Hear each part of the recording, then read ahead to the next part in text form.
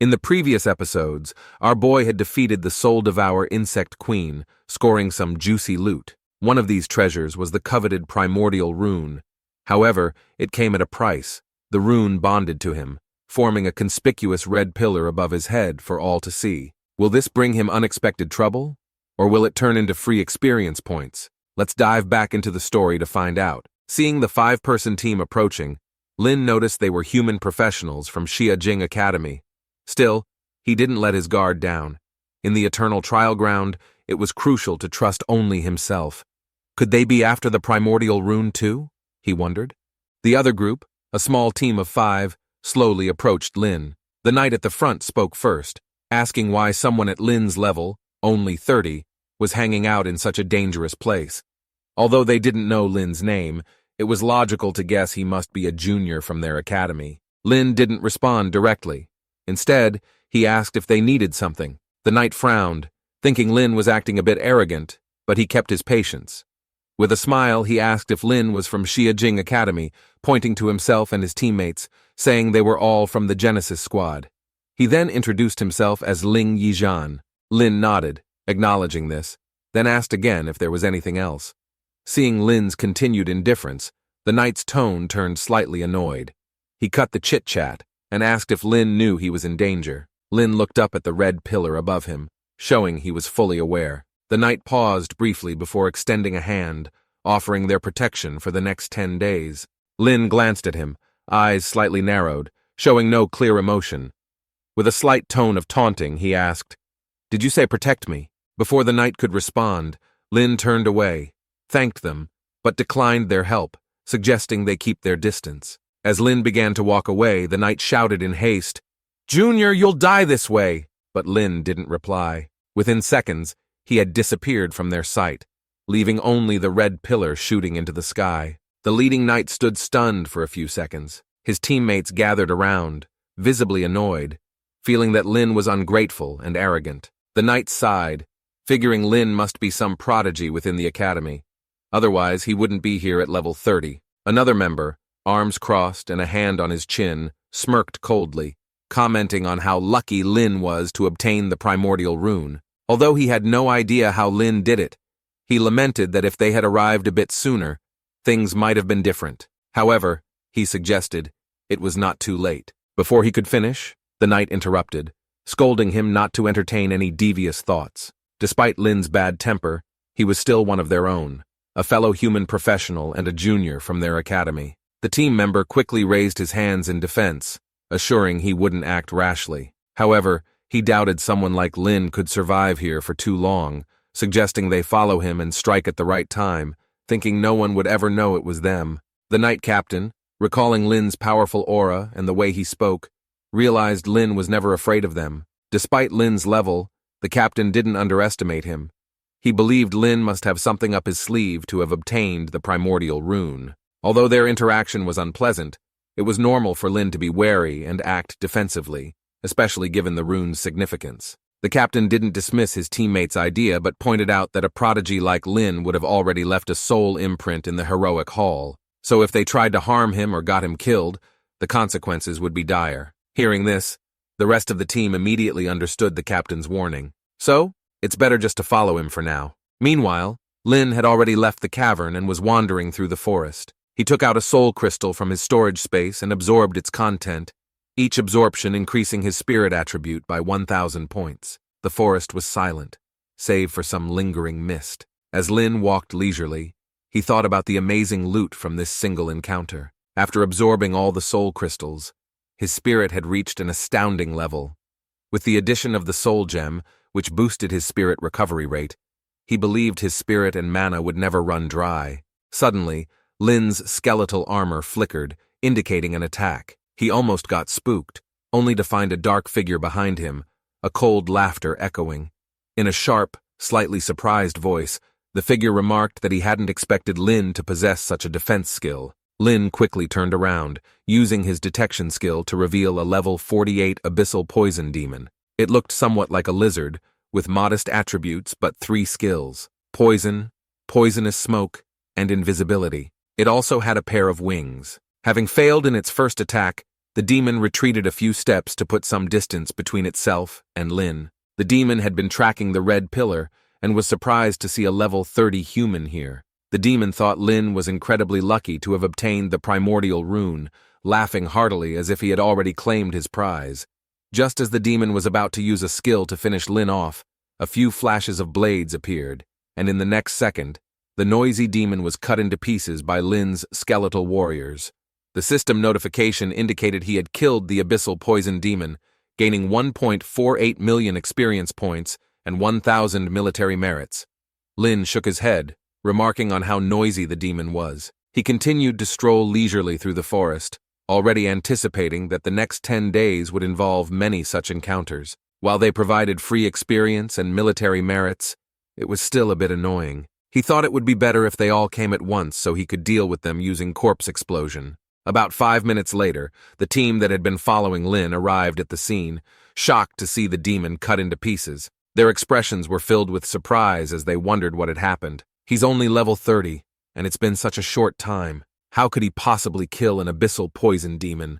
One of them said, looking around and noting the lack of battle traces, indicating the fight must have ended in an instant. The knight became more serious than ever, remarking on how they had underestimated Lin. This junior certainly has the qualifications to survive in the eternal trial ground on his own, he said. One of the team members glanced at the captain and quietly asked if they should keep following him. The knight remained silent for a moment, before finally nodding. The team maintained a certain distance, not getting too close. Suddenly, the ground began to tremble, and figures appeared in the sky. Leading them was a level 48 abyssal succubus, surrounded by monsters under her charm. The succubus had extremely high attributes, with her most notorious skill being the ability to charm and control creatures up to 5 levels lower than herself. However, this skill was ineffective against leaders and bosses. Following the red pillar, the succubus quickly found Lin.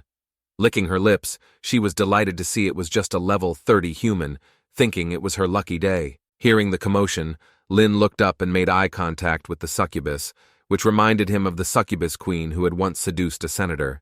This one must be from the same clan.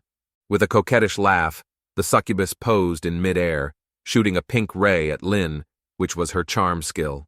However, such a control skill couldn't penetrate Lin's skeletal armor, and dissipated upon contact. The succubus was surprised, not expecting her skill to fail against a level 30 human. Before she could react, Lin used his bone spikes. Massive, powerful, and long spikes shot out from the ground, aiming directly at her. The succubus shrieked in panic, dodging swiftly, but the monsters under her charm weren't so lucky. With a furious roar, the succubus shouted, "I'll kill you!" as a large number of monsters appeared from the air and ground, slowly surrounding Lin. Lin summoned several skeletal warriors. Observing from a distance, the team felt bad for Lin, thinking he might be doomed. The knight captain, although having his own plans, wondered if the junior with the primordial rune was really about to fall here. He hesitated for a moment, but decided not to rush in to help. The skeletal warriors clashed with the leading monsters. In an instant, with a series of rampage strikes, they easily killed the monster in the very front. Without hesitation, Lin raised his hand and used corpse explosion. Little did the succubus know, Lin's specialty was area attacks. The ground shook violently, followed by a massive explosion and several smaller ones. The smoke and dust in the air blinded the succubus to what was happening below. By the time she realized it, most of her controlled monsters were already dead. This caused her to wonder if Lin was a hidden divine-level professional. Shaking her head, she dismissed the thought, knowing that a divine-level professional would never be here. Nevertheless, fear filled her eyes as she looked at the human, her voice trembling as she asked, "Who are you?" Lin smiled slightly and replied, "Just a human professional." Seeing Lin's smile, the succubus felt a chill of terror. This human was too frightening. With a scream, she turned to flee, but she quickly heard, "You can't escape." She looked back in horror to see a soul flame flying towards her, causing excruciating pain that felt like her soul was being scorched. Screaming uncontrollably, she then fell from the sky. However, she struggled to endure the pain, gathering all her strength to fly in different directions. She knew she had to escape and report this to her queen. The succubus looked at Lin one last time before fleeing further and further, until she disappeared from sight. Lin was a bit surprised that the succubus still managed to fly away after getting hit by soul flames. Well, that's too bad. This was his biggest weakness. If his opponent could fly and keep their distance, he had no way to deal with them. Maybe someday he'd also be able to fly.